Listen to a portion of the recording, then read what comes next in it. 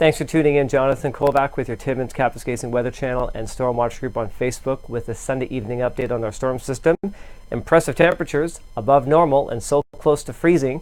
You'll see some detailed temperatures on my templates in a moment. Our storm system is prepping for departure. My numbers are still adding up.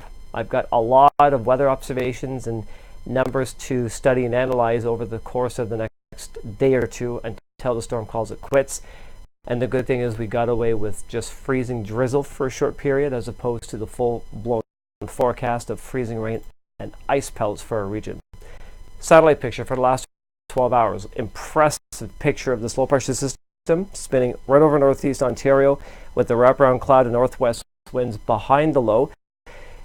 Trough of low pressure extending into Quebec and the Maritimes with the front sliding along the U.S. southeast coast. If you put this picture in still, it actually looks like a question mark. And there's a clean slate. There's not much going on behind the low pressure system except for a strong jet stream current going from west to east across the U.S. Plain States, crossing over into the southern Great Lakes.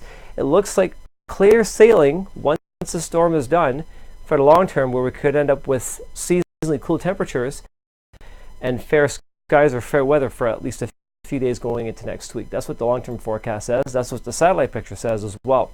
Where's our storm system located by this evening, right before the dinner hour? Believe it or not, it has shifted from Sault Ste. Marie and crossed Highway 144 and the Trans-Canada, spinning backwards between Timmins and Rouyn-Noranda. The pressure gradient, we'll talk about that a little bit later on. It's a little bit complicated right now, but there is that wind shift. Kapuskasing's already felt the wind shift around the dinner hour. They're looking at winds out of the northwest at 40 kilometers an hour. Wind shift for Timmins at about 10 kilometers an hour only. Temperatures are going to slowly begin to cool down once the system is finally out of our region. After enjoying 2-3 days of warm temperatures, it's time to hit the switch and go in reverse to cold temperatures. But I think we're going to stay within the seasonally cool market. Just the wind chills are going to be super cold going into later tonight, overnight, and into early Monday morning. Last but not least, storm system, 976 millibars sitting right over Rouyn-Noranda, Quebec. The isobars, look how close they are.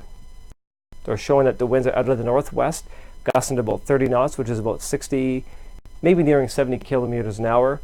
And we can see a bit of a clearing trend behind this last zone of snow. So the green stuff is actually snow on the map, but we do have breaks of overcast with windy conditions. So if we can put up with these northwest winds and possibly blowing and drifting snow for another 24 hours or less, that'll be the end of our snowstorm. And once the warnings are dropped, I'll have the final numbers and the final results of this wonderful snowstorm.